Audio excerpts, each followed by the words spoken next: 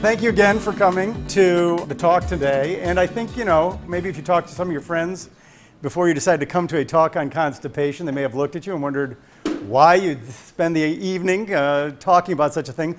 And constipation, very interesting topic. I think you guys you'll hear some things you're not familiar with. I certainly learned a lot of things in getting this talk together for everybody, which is part of the enjoyment that I get from talking about any of these subjects, is going into depth a little bit more. And I like also some odd connections and interesting sidebars, and you'll hear some of those today. Things that I didn't know connected with constipation, some fascinating individuals like Donald Rumsfeld, among others, that are just oddities of how they might connect to the issue of constipation. The first thing I do when I come up with one of these lectures is I go to the internet, and all these slides, of course, are pictures off the internet, and I didn't get this fancy little picture, and you might get a chuckle out of it. The first thing I did was I Googled the term constipation, and if you guys are, go on Google, you know that you can go under images as opposed to just the web, and then you can see what pictures might come up. So the first picture that comes up is this picture.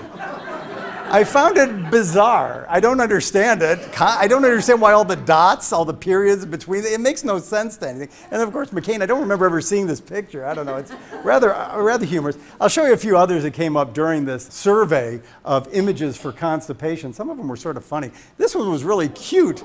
I have no idea what animal that is. I just thought it was bizarre. And somebody said constipation. It's actually like number 3 on the Google. Go figure. All right, a few others. I found that might have been how most of us maybe feel. It brings out the worst in all of us. Yeah, pretty true. No idea what kind of animal that is. And then, I thought that this has been a problem that has plagued humans for centuries, since the beginning of time. So I actually Googled constipation and caveman. And believe it or not, this comes up.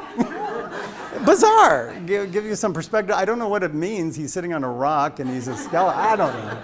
I don't know. Strange stuff. But, it turns out that, I don't have any scientific basis for this next comment, although I generally like to have some scientific basis for the comments I make tonight. It turns out that I believe 100% of people have constipation. I'm guessing that's true sometime in their life. I don't think that's probably a misestimate. And I love this lady having her birthday and lighting up her cigarette. It's rather ironic here. Interesting sidelight, if you look up Medi-Cal, which is the Medicare, or the California indigent care, they did the numbers. They spend $15 million a year on visits for constipation specifically. Now, these aren't people who had other serious health problems. It's just the complaint of constipation. Sort of an interesting little number. Not like it's that costly or anything. The question then becomes, what is normal? And we all wonder, are we normal? I mean, a lot of times people come to the doctor, am I normal? Something weird happened to me today, maybe I need to see the doctor. Sometimes we, ask a friend or maybe somebody we're living with, we're like, okay, and they're like, I've heard of that before, don't worry about it. But how many times in a week, I made a little fun, how many times in a year, who counts how many bowel movements one has in a year? If you're doing that, we'll talk about other psychological states that maybe we have to discuss. But it's really about what is normal. Now, normal is a term we throw about, and we use that term all the time, and and I think we all decide, we start out with the idea, well, my family's normal, and then we immediately get rid of that concept. We're like, my family's absolutely not normal, but that's normal. That's a normal not being normal. Normal, is a distribution. There's no perfect number of bowel movements to have in a day, although I think sometimes when I'm talking to patients, they think there is a number they're supposed to be hitting. There is not an exact number, and it is a distribution. Now, when I was in medical school, I was taught, and this is just absolutely word of mouth, this is what the GI doctors taught us, that the range of normal movements is, now this is of course not scientific at all, but this is 4 per day to as little as twice a week. That would be considered normal. Now, of course, normal is for the individual, what a person experiences in their own, pattern, if you will. This is how wide the range is, and so I think a lot of us, when we're starting to think, are my bowels working okay? It's like, there is a wide range.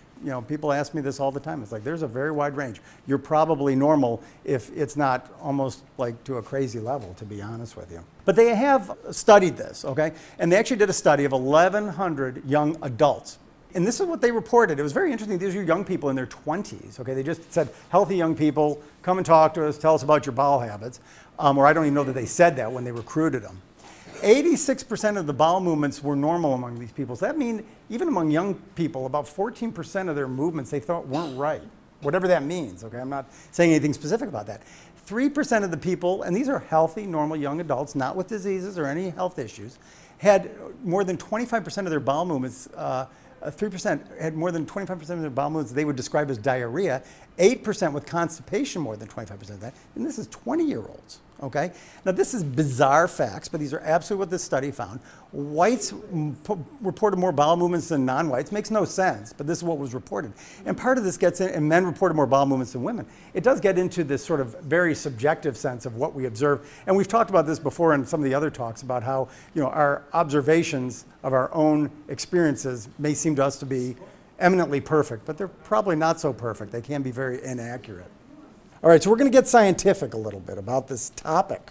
They actually have, I mean, doctors, scientists get together and they make up criteria of what constitutes constipation, okay?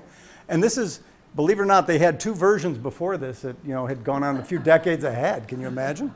So this is the Rome 3 criteria, all right? Now the reason they do this, actually, it's important, and a lot of times this kind of commentary is taken out of context in other disease states. And I'll give you an example. For instance, a condition that's very hard to identify with any certainty. The Rome 3 criteria, we did hear about that, Rome 1 and 2. And this isn't about the pontiff or anything like that. My point was about these criteria. These criteria are set up for scientific studies so that one researcher, let's say in Italy, can do a research on the topic of constipation. And when another researcher, let's say in America or in another country does that research, we at least think we're looking at the same people. And this was, a classic example would be something like a condition that maybe you all know of, fibromyalgia. Okay? Fibromyalgia is a condition that's very hard to describe with any exact scientific parameters. And so there were some agreed upon criteria. Those were set up for scientists for study purposes. They then got into the general public as being the criteria for diagnosing fibromyalgia, which they're not meant to do. Okay? So these criteria I'm not indicating are the absolute criteria, but I think they're a starting point and something to look at here. So straining during at least 25% of defecations, lumpy or hard stools 25% of the time, incomplete evacuation, a sense of obstruction or blockage. I think this is a lot of time what we envision, you know, that there's some sort of blockage, and we're going to talk about that, because I think that's where really people get sort of a bit anxious, worrying something's blocking the way. Manual maneuvers, we are going to get a little gross here, if you will, but I mean, we're talking about bowel movements. The interesting thing also about bowel movements is we all have our own experiences about bowel movements. We have, you know, thousands of those. We might have some of our partners, we have some of our children. That's sort of it. I mean, we have very little in the way of a vast experience. Of course, doctors, I end up talking to people about their bowels a lot, so I have a much wider range of what people think is normal or what they're experiencing.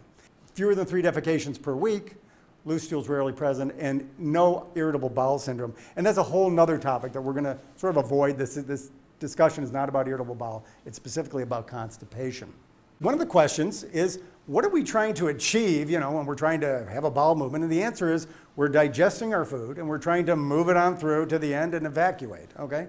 So one of the questions, which I think is just interesting, because this comes up, people say, how long are my intestines? And this is not particularly controversial, but you can read differing things depending on what sources you look at.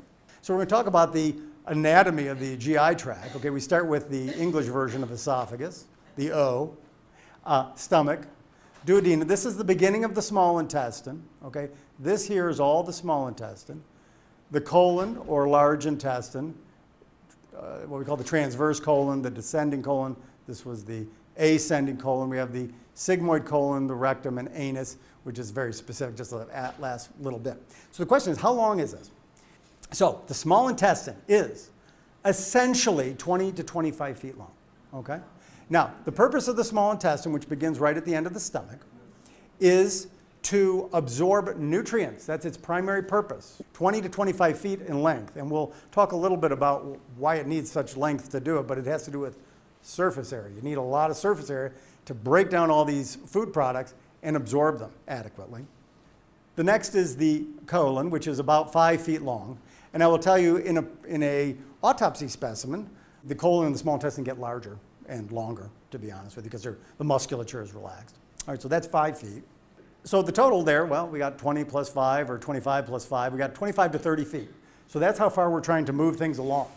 So that's the answer. How long is the GI tract? 25 to 30 feet. Now, the cross-section of the bowel, one of the things I want to look at is, now what is the bowel doing? And really to talk about how we move things along. The muscles, I mean, we have muscles in our bowel that wrap around in two different patterns, in longitudinal and circumferential, back and forth and up and down, if you will, along the entire length of the intestine. This lining of the small intestine, just to make the point about why the small intestine is so very long, is because it's lined with the mucosa, or surface tissues. Then on top of the mucosa are little fronds called villi, okay, which are not visible, but are visible microscopically.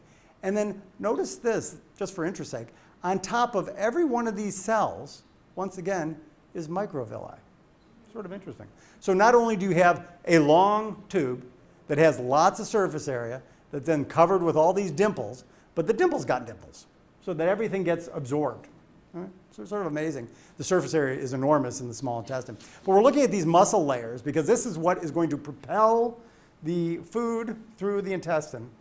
And the term for that is, you guys remember this from grade school and high school, peristalsis. Okay, this is the muscular contraction, the coordinated muscular contraction that moves the bolus of food, as we say, this is a lovely scientific term, food bolus, quantity of food, propels it in a directional fashion, okay, by squeezing, relaxing, and so forth. Now, we're going to look at an example of peristalsis. So now we're going to watch a wave. This is in the stomach, but it could be in the small intestine. There's got a scope in here. So we're looking through a scope. You're going to see this. You're going to see it again in a moment. It's going to relax now, and then you'll see the wave occur. And it's not unlike, I would say, a wave in the ocean or a wave at a stadium. Okay? So these rhythmic contractions, okay, these propel the material inside our intestine forward, okay? That's happening all the time. And of course, when you eat, that stimulates more of that. But that's peristalsis, okay? So that's in action. How long does it take for material to go from the mouth to the anus? Now, this is also sort of standard fare for what a medical student will be taught. 72 hours. And this is the famous, I'm not sure who this character is, but of course I was trained a little bit in Iowa too for 3 years in residency there. And so the famous Iowa corn count. There's the old story, you know, you eat your corn and you'll see it later kind of thing. You know, it doesn't digest because it's fibrous. And we're going to talk about fiber, but it's a kind of fibrous material that's undigestible essentially. So if you do that, you can actually, I mean, people have done this, of course, to try and see how long it takes. Here's just a little funny one, a giant ear of corn. But they actually do this concept in the real world. It's not done very often. This is a transit study. So see these little markers? They look like little rubber bands. Okay. So what they'll do is they'll feed these to somebody in a meal, and they'll say, "Come to the come to the radiology center. We're going to take a picture, and then we're going to take a picture every hour, and then they're going to watch these markers march their way across and then come out. You know, then they can do much more accurate studies. Okay. You're not like eating corn one day and checking your bowel movement in the toilet. I mean, you're actually, feeding somebody this, and then you're taking x-rays and watching the march of these things. So a transit study can be done, but just to show you the concept of what's going on. I think the biggest fear that anybody would have when they have constipation, which is actually somewhat of a myth, to be honest with you, is that they have colon cancer. Now, it's not impossible. I don't want to say that constipation cannot be a sign of colon cancer. It actually can. It rarely will be. In my experience, it almost never is. So people come with constipation never have it. Now, this is a picture from a colonoscopy of a cancer, okay? Here, it's bleeding, irritated, I'm not sure why. But this is the cancer here, the tumor. Notice the entire opening here, the orifice here, still fairly large. Anything can move by this. In fact, if you talk to doctors who specialize, the gastroenterologists, or I've had patients, you can have this narrowed down to 2 millimeters, which is about a grain of rice, opening, and still have normal bowel movements. In fact, I've seen it. I have patients still living today who have a narrowed colon to that amount, and they still can have a normal bowel movement, okay? Strangely, you wonder how it's possible, but it's absolutely possible. Now, this is another view that, again, could constipation be a sign of colon cancer? Of course it could. Is it? Rarely. So I think it's important to reassure people, because probably the most common thing people fear when they have significant constipation is, I have a cancer. You know, I think that's what's going on. In fact, that's probably one of the most significant things most people think when they come to the doctor. I wonder if it's cancer. And so the answer is it almost never is, to be honest with you. Now, this is a different view. This is with a barium enema, where they put barium in the rectum, and then this is the radio-opaque material, so you cannot see this. This is a classic. You almost never see this anymore. This was, you know, 40 years ago, before the colonoscopy, before we had any way of identifying things, or people weren't as commonly seeing doctors. You'd see what's called an apple core lesion. It looks like the core of an apple here. And so this person has a circumferential cancer growing around the entire tubular structure of the colon, and it's leaving just a small opening in the center called an apple core lesion, seen on barium enema. Now, a person like this could have constipation. That is true. But it's extremely rare. So we don't start with that. We start with the idea that people do not have constipation from cancer. I mean, that is not my first thought when somebody comes in the door and says, I have constipation, okay? It's probably my patient's first thought, or often, but it almost never is. There are medical conditions that can cause constipation. Neurologic conditions, okay, multiple sclerosis, anything that affects the nerves that control the bowel can cause constipation. So multiple sclerosis, Parkinson's disease, certainly a classic feature. One of the cardinal features of Parkinson's is slowness of movement, and it also applies to the bowel as well. Stroke, only because people aren't tending to or sensing as well. Spinal cord injuries, of course, they may not be sensing at all. Metabolic conditions, now let me just say that this is rarely the case, again, rarely the case, but these are considerations of medical things. Medical conditions that can cause it. Diabetes, very advanced with many complications, maybe. Kidney issues, maybe. High calcium, very rare, but a possibility. Hypothyroidism, it has to be pretty extreme, not very mild. And then some other oddities or less common conditions. So not a lot of medical conditions that we think about with this. Probably more commonly, and this is maybe an area where the doctors fall by the wayside and don't quite do their job. Medicines, I tend to say the medicine didn't cause that, the medicine didn't cause that. And medicines actually are very safe and rarely causing a lot of side effects. However, certainly constipation, I mean, down here we have opiates. I mean, take a pain pill and get stopped up, very common. Some blood pressure medications, calcium channel blockers, Norvasc, which is a very common one, Procardia, Verapamil, these things can slow the bowel. I want to make a point, aluminum, which people don't think of, but is in antacids, okay? And calcium, too. Calcium will cause constipation. So a lot of people, and bloating. People, everybody's told you got to take calcium, particularly the women more than the men.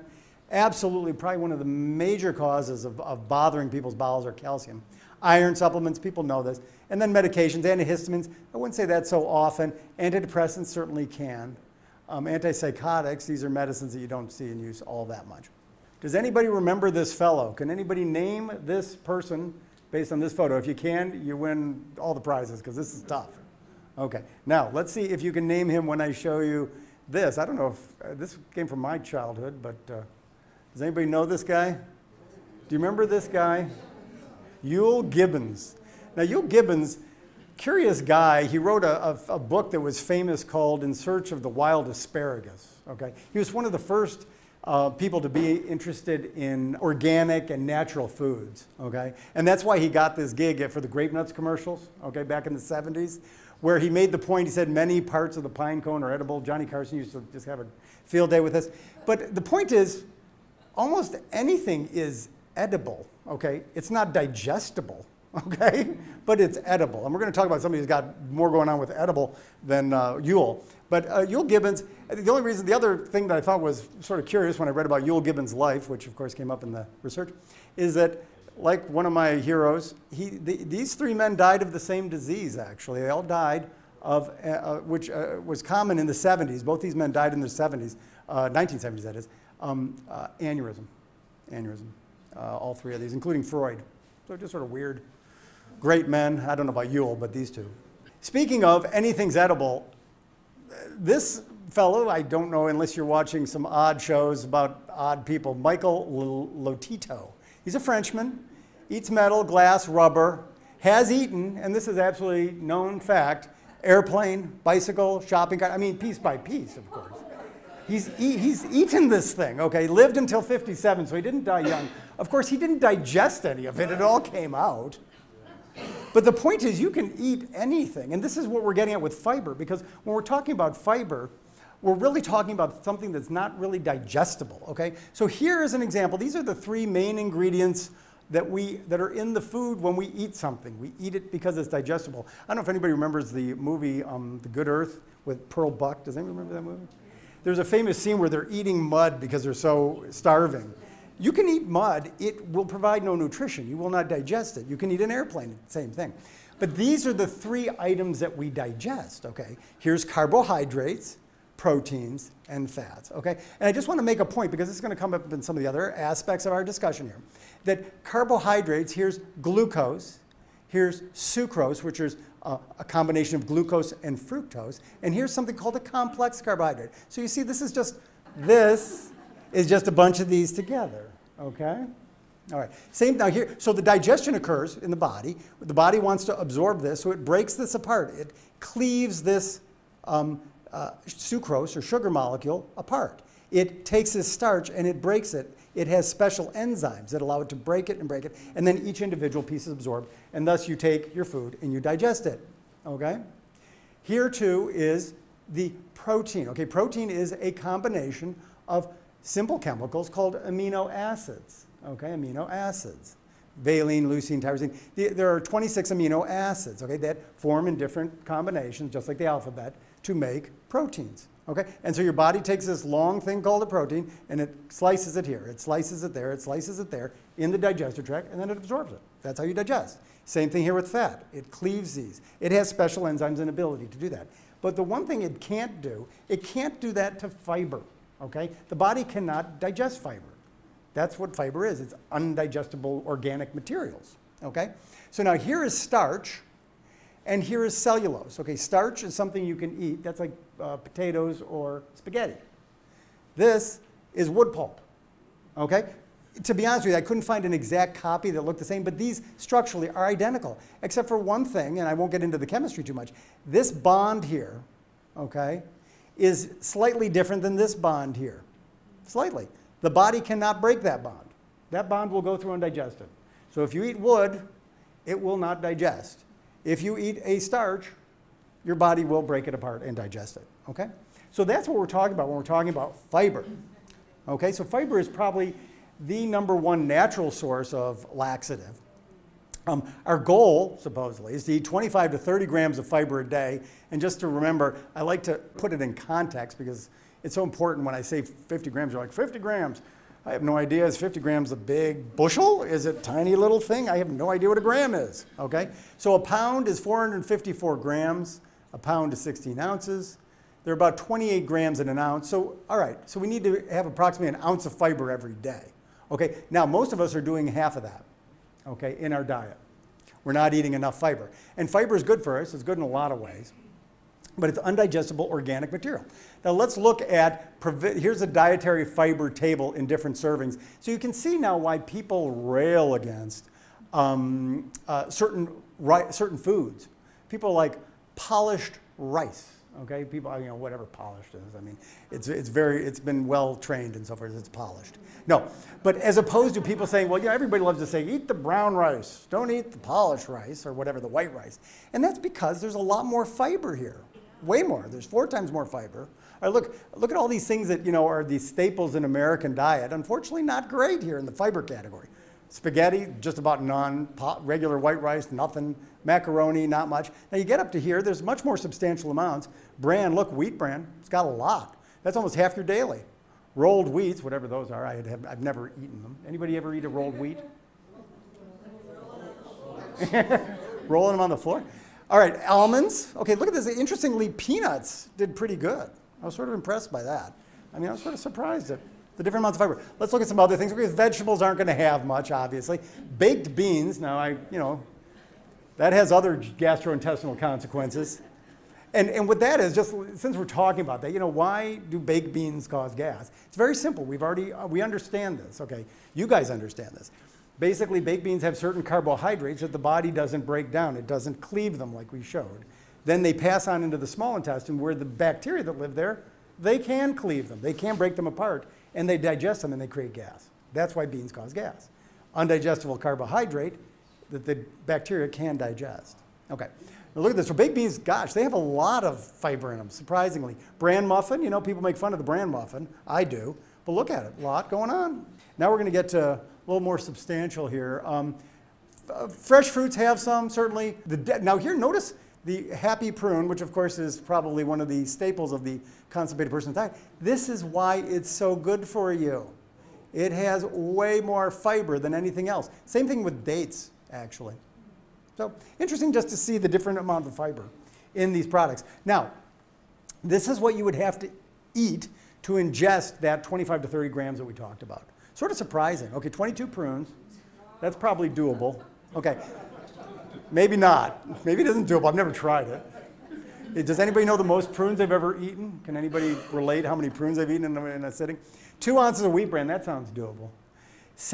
Interestingly, even all these supplements, we're going to talk about all the supplements. They're different. They're each of them different. 7 servings of Metamucil. That's a lot. 12 servings of Citrusel. Wow. 25 of Fibercon. Who knew? And the point is, when you take the supplement, they improve your fiber, but they're not achieving your fiber content. You really need to eat it. It really needs to be in your diet. All right. So we're going to talk about the first of the fiber products ever invented, the first bulk fiber. Okay, that was Metamucil.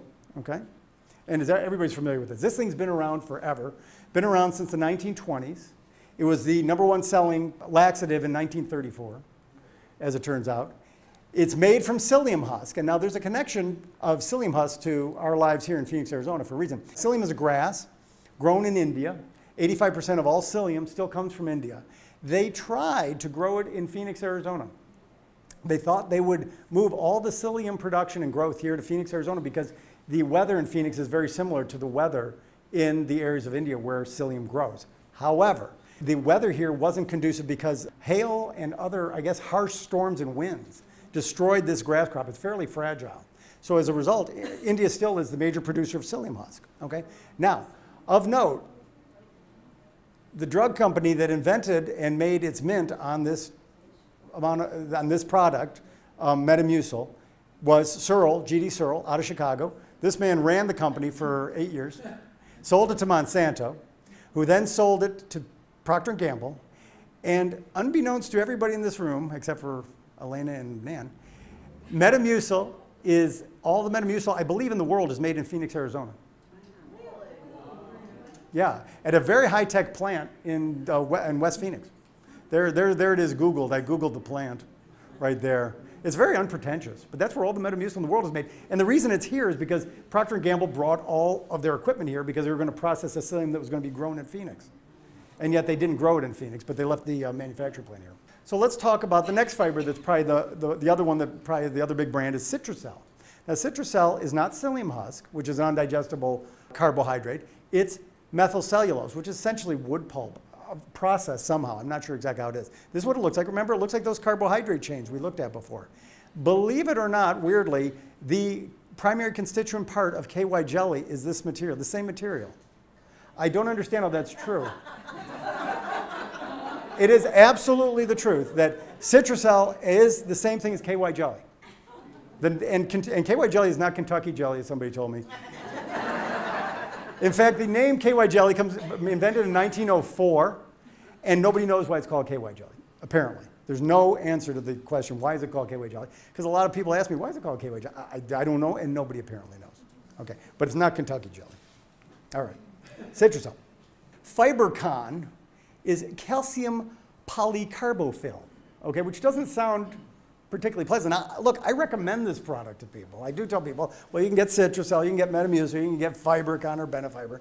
This is different. Notice this, it looks chemically very different, okay? But it absorbs a lot of water, one of the features of fiber, okay? These are what we call soluble fibers, okay? Which means they absorb water. That's how they work. They don't get digested, they stay in the bowel movement, they bulk it up, as we've heard, and they absorb water. Believe it or not, this is the constituent of diapers, of baby diapers.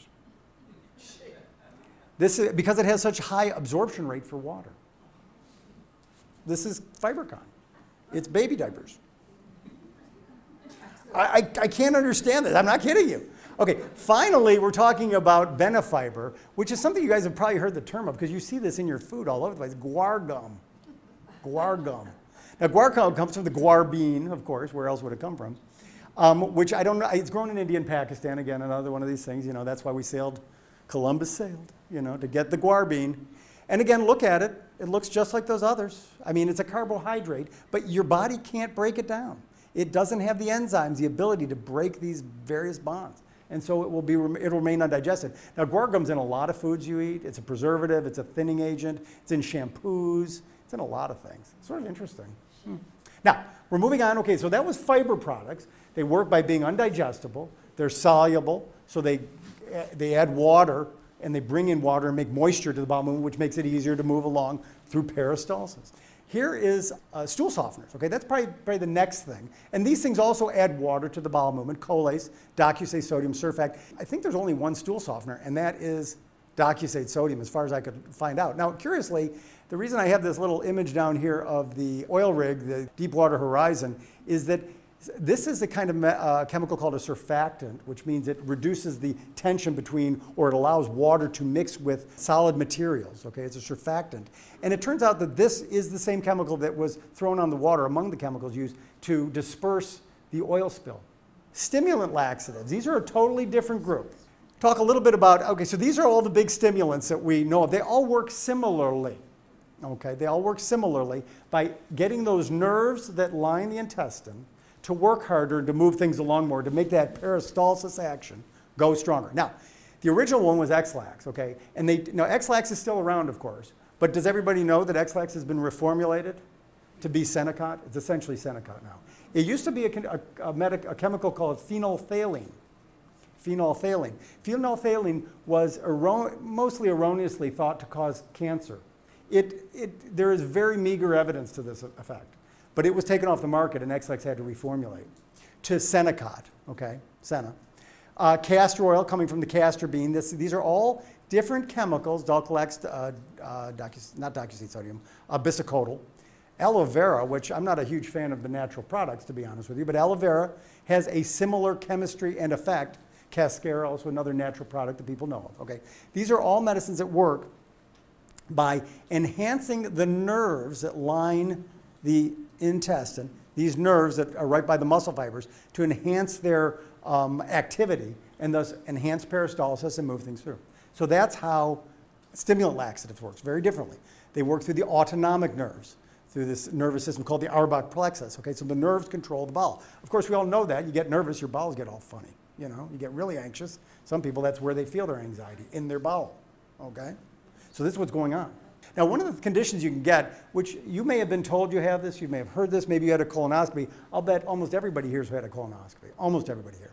But one of the things they might say you have, which is completely inconsequential, is a condition called melanosis coli. Has anybody ever been told they have melanosis? It sounds terrible. It's absolutely inconsequential. Your bowel literally, rather than looking like this, okay, which is nice and pink, has this dark pigmented stippling. It can be very dark. Okay? Looks terrible, so to speak. I mean, it looks very abnormal. This is inconsequential and benign. This comes from overuse of stimulant laxatives. Okay? There is an actual material that's taken up in the bowel, but it doesn't do anything to the bowel. It doesn't injure it, doesn't harm it in any way. But you will frequently hear somebody will say, oh, the person had melanosis, wink, wink, they use a lot of laxatives. It's like, and I don't know if that's even true, to be honest with you, although we say it.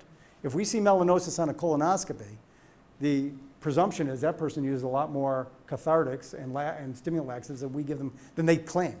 Okay? The next type of laxative that we use are, of course, the very famous milk of magnesia. We'll talk a little bit about the history of that. Magnesium citrate, Epsom salts. You know, the old Epsom salts, everybody's getting them to put their foot in it to soak a bunion, but you can use it to as a laxative, okay? And Fleet's phosphosoda. Now these work in a very different fashion, okay?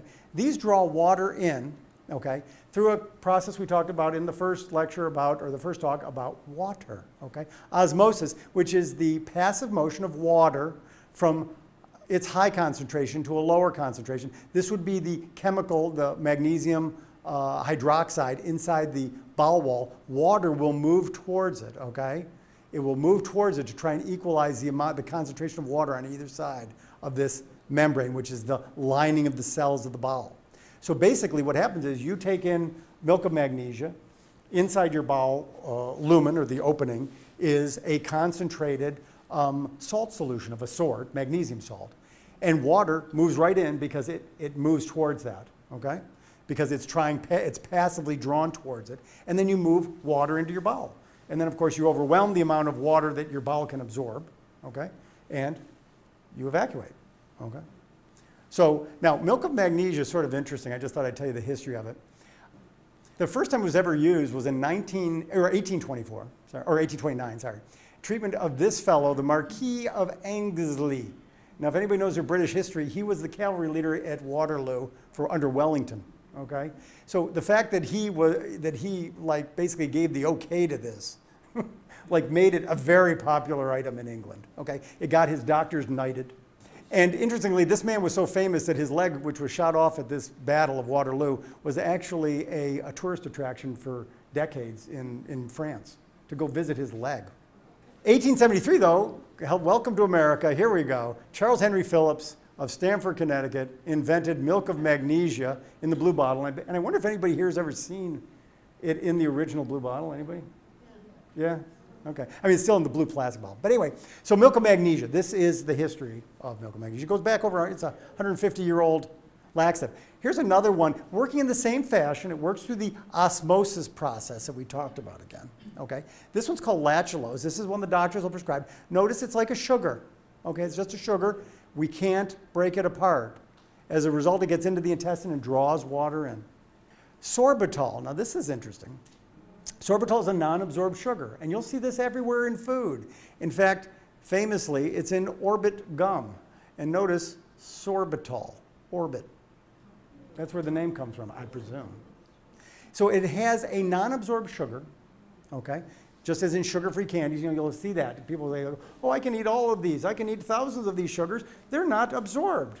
Well, that's good news. They will cause diarrhea, bad news, because they're not being absorbed, okay? So they will do just like the other cathartics, or these saline-type laxatives, osmotic laxatives. They'll go into the intestine, water will move in, and then they will create extra water that the bowel can't absorb and create a laxative effect. So that's sorbitol, and it's in sugar, all the sugar-free gums. It's in hard candies, and it's actually listed, if you ever eat something that says like it has an alcohol sugar in it, that will be a non-absorbed sugar, similar to sorbitol. You eat enough of that, kashi goline, anybody here love kashi goline? It should make you get gassy and really move because it's got non-absorbed sugar in it, okay? But it won't tell you that on the box. It's all natural sugar, yeah, but it's naturally going to give you a laxative effect. Here is probably, this is the newest addition to the pantheon of laxatives, and very, very commonly used now, Miralax. It really is, now this is the dreaded Go Lightly bottle, okay? If anybody's ever had to use one of those, that's dreaded. You see that, you're like, no, please, not the colon. This is why people don't want to do their colonoscopies, because of Go Lightly. Now, Go Lightly is made of this material called PEG, polyethylene glycol. It's just ethylene glycol. It's just a small little carbon fragment that's just put together in a long chain, okay? And it's almost like a plastic, really, if you will. Very fine, though, and very soluble. Very safe. It's been studied, very safe. Okay, so instead of taking a giant quantity to cleanse your bowel and completely empty it of everything, you take a little quantity each day and you get your bowel moving. It draws water in and it makes the bowels go. Now, the reason Go Lightly was invented, and I don't want to add to new fears that people could have in the doctor's office, was this issue that happened a lot in the 80s when we first started doing colonoscopies. Colonic explosion during polypectomy. Okay, this happened early on. What would happen is they just invented the colonoscope and were starting to do treatments, trying to remove polyps and so forth. And they, of course, realized, unfortunately in certain cases, that there was explosive gases in the colon. Okay. As a result, a gastroenterologist from Houston, Texas, Dr. Fortran, invented Go Lightly in about 2 days because he knew everything there was to know about rectal gas, and he knew how to get rid of it. And he invented PEG, polyethylene glycol, which is Go Lightly, and in 2 days, and it became, I mean, it's an industry, and he invented it in 2 days. When they said, you know, we got to have something that stops these explosions. The takeaway points for today: constipation, extremely common. We tend to misestimate our bowel frequency, just the comment from the students, the younger people. Very rarely is there anything serious going on when you have constipation. I don't want to say never, okay? If it's really bad, you're going to have some pretty intense pains, okay? almost never going to be something that serious. Look at the medications. Always look at your medication list. That's going to be probably your most common cause of issue. Fiber, helpful in managing the issue. And chronic cathartic use, okay, you saw that melanosis coli business, the stimulants, not ideal, but it's not dangerous as a general rule, unless you're drinking bottles and bottles of milk of magnesia every day to go. Modest amounts used regularly are okay. And that's the end of the lecture. And, all right, that's it. I won't do the last slide. All right, that's it. Thank you very much, everybody.